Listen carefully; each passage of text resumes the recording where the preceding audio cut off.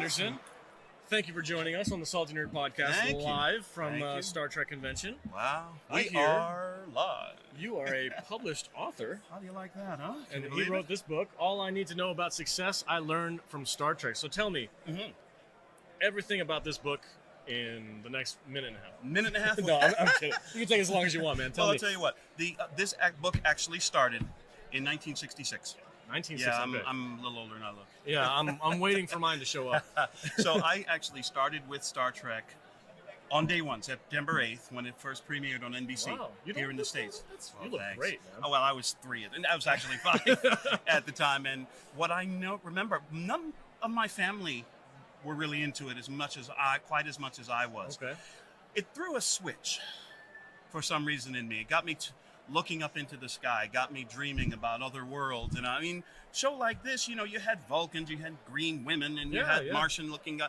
To me, on the original show, even the humans were aliens because they were traveling, they were in space, going to other worlds and that kind of thing. And not only that, they were learning, or they were teaching me lessons about humanity, about people, about life.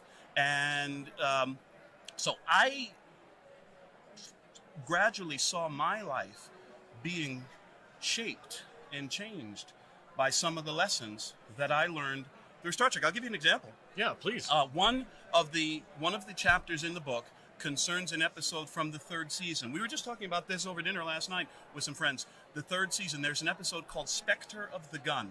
Okay.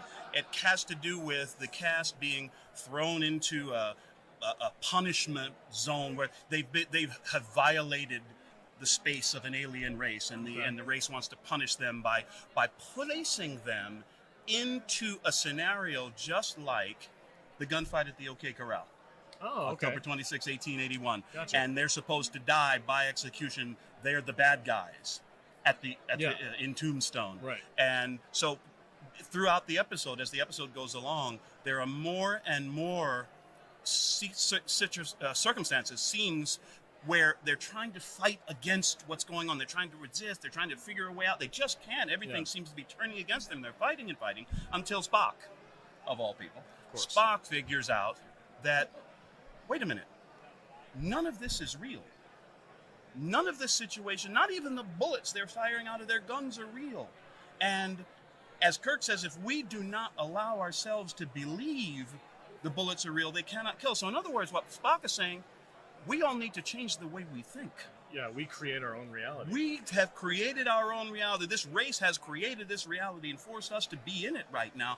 But if we don't participate in their farce, then, so in other words, the idea, the lesson to me as a kid was, sometimes you really got to fight for what you believe, fight for what you want. Other times, it's actually better to stop fighting, to relax. One of the things the crew had to do was to stop, clear their minds, release their fears. The bullets are unreal, Spock says to them, and that kind of thing. So they had to stop fighting, release their struggle, and all the problems they were facing, all the dangers they were facing, literally just fell away from them. Okay, right on.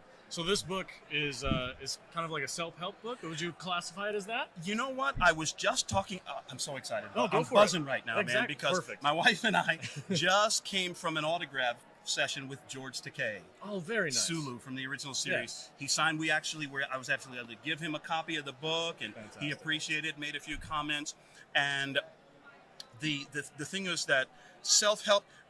As I said to Mr. Takei, I like to think of this book as a love letter to Star Trek. Okay. Written over my whole life with a couple of life lessons that I've learned. Excellent. Thrown in. And one of my intentions was to create something that not only hardcore Star Trek fans could really get in, oh yeah, I remember that episode, yeah, that was so cool. Yeah. And even a hardcore fan could think, hey, that's an interesting point I never thought about. But I also wanted to create something that someone who's really not a Trek fan can also get. I did a podcast interview a month or so ago with a gentleman down in Houston, Texas, where we live. And he said to me, Glenn, something interesting about your book. He says, I was never much of a Trek fan. He said, but then I read your book, and it got me so interested. The points that you brought out from the different episodes and films, and He said, you know what I did? I finished reading your book, and I went straight and binge-watched the whole original series. Fantastic. Hey, mission accomplished, right? My work is done. That's here. awesome. So what, if there was one thing that you would hope people who read your book take away from it, what would it be? What's the one thing you want really people to take that nugget out of reading your book? The one thing that Trek showed me, maybe above everything else, is that each of us has the power within us to go beyond, to leap beyond where we are right now. Yes, I'm talking about some societal issues. Yes, we do have the power to overcome our differences as people and live and work together in peace. Yes. Even deeper than that, each of us has the power to be more than we thought we could be. Every one of us has the ability to set and achieve just about any goal we desire for ourselves, to overcome most any challenge that's set in front of us, to figure out the true nature of who we are and why we're here on this beautiful blue ball. And one of the things that we need to do in order to achieve that is to maintain our sense of wonder, our sense of open-mindedness to all of life and all of existence. Yeah. Somebody was saying to me the other day, who knows, but could there be planes of existence beyond what we see right now? 100%. I think Star Trek was one of the early TV series to really go into some depth about that. Excellent. So, as I like to sign when I share a book with someone, I like to sign Boldly Go. Right on. So before I ask you about your social media and where people can find this book, I wanted to say something because it struck me. You mentioned an episode in the original series that kind of was like, you make your own reality and you have to question things in order to not let something affect you in a negative way. I grew up on Star Trek Voyager. That was my Star Trek. That's what I watched. I got to meet Garrett Wang, Harry Kim. Excellent. I'm hoping that he's going to come over here and chat with us in a little while, but those were my heroes. And there was an episode in that, I can't remember the season or episode specifically, but there was an episode that always really struck me as very fascinating, and it was the one where they had to literally confront the personification of fear. And these people were stuck in this computer-generated world that fear itself had become a character in and was controlling the situation. Yes, And I remember the episode you're talking about. And the people that were stuck in there for years and years and years were just petrified. Yes. And Captain Janeway had to come in there and like took on fear itself. And it was like, fear is only here for us to conquer.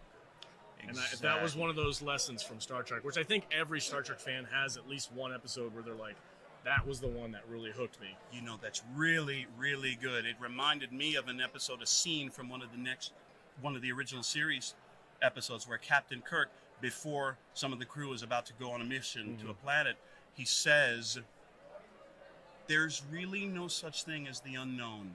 Only things temporarily hidden, temporarily not understood. That's awesome. We're such Trekkies. We love it. It's fantastic. Whole scene, man. All right, guys. We got a lot of people in the chat. Let them know, where can they find your book? Simple. GlenTrekBook.com. Glen with one N. TrekBook.com. That'll take you to the Amazon link. You can also look me up on Amazon, Glen Henderson Star Trek. There you go. Excellent, guys. If you want to check it out, head there and check this guy's book out. This is fantastic.